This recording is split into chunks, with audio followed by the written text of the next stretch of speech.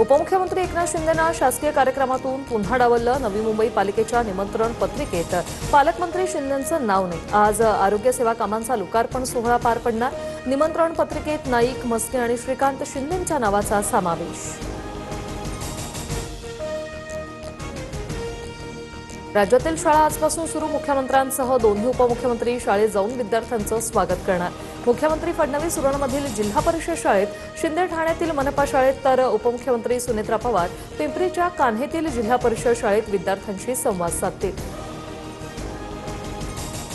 पुणे शहरात आजपासून पाणी कपात. 50% शहराला सम तर 50% शहराला विषम तारखांना पाणी पुरवठा होणार.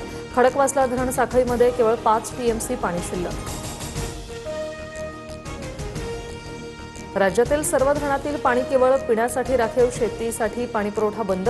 राज्य सरकारचे आदेश. बेकायदा पाणी उपशांवर तातडीने कारवाई करण्याच्याही सूचना. नागपूर हवामान विभागाकडून विदर्भात पावसाचा येलो अलर्ट. येत्या 24 तासात वादळ आणि ढगांच्या गडगडाटासह मध्यम पाऊस पडण्याचा अंदाज. तर काही भागात उष्णतेची लाट कायम. भीमाशंकर मंदिर 5 महिन्यानंतर पुन्हा दर्शनासाठी खुलं. मंदिरात सकाळपासून भाविकांची गर्दी. मंदिर परिसरातील विकास कामं अंतिम टप्प्यात.